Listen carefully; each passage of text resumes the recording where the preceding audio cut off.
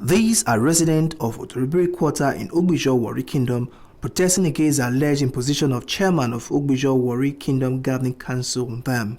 According to the spokesperson, Mr. Debofa Ogbe-Ijoh, the chairman and assistant secretary were assumed to Oturubiri quarter, but they were allegedly shortchanged in the composition and inauguration of the Governing Council. He explained that the chairperson position was given to another instead of Chief David Omare, chosen by Oturubiri quarter. He noted that the choice of who represent the quarter in the Governing Council rests in the hands of Indigenes of the quarters, and no one outside the quarters should impose another person on them.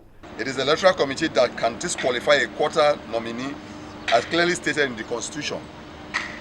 For the 2022-2024 session of the Ogbe-Ijoh Governing Council, the position of chairman and assistant secretary were zoned to Oturubiri quarters to fill, and the quarter nominated Chief David Omare, who is standing to my left, and Mr. Oturubiri Francis Owe for chairman and assistant secretary of Ogbe-Ijoh Governing Council for the 2022-2024 section, respectively. And they were all screened and cleared by the electoral committee and to be inaugurated by the traditional council, with whom the Pere in council, the traditional ruler, is the chairman of the council. Unfortunately, His Royal Majesty Nominee III, the Pere himself, called for a traditional council meeting on Sunday, 6th February 2022, and informed the traditional council that the Oturubiri quarter nominee for the position of chairman of the Governing Council will not be inaugurated on the 7th of February 2022, as required.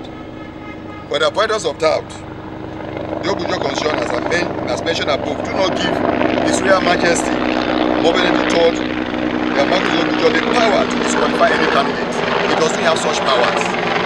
It is the electoral committee that has the power to disqualify, not the Pere, not the traditional council, no organ of government.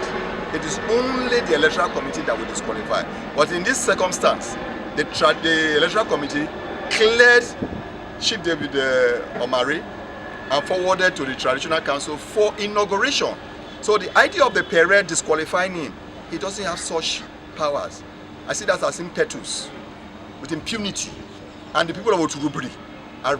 Chairman of Oturubiri quarter, Mr. Esquire Dede Tolu, and Secretary of Ogbe-Ijoh Warri Kingdom Electoral Committee, Chief Samsi Oyimi, called on leaders of the kingdom to follow the constitution of the kingdom and install Chief David Omare as the chairman of Ogbe-Ijoh Warri Kingdom Governing Council. Chief David Omare declared that he is duly screened and cleared for the chairmanship position and wondered why his name was replaced.